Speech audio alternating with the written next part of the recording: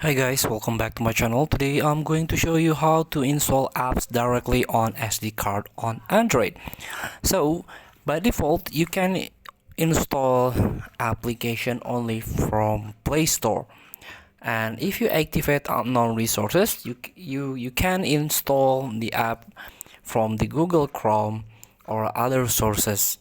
And also, if you want to install the apps from your external storage, for example from directly from SD card on your phone, you can do it by activate the developer mode.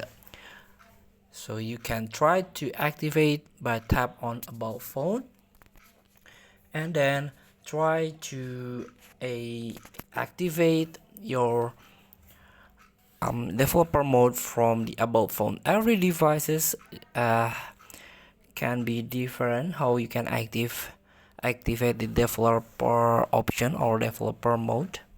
After you activate developer mode or developer option, you can try to open it.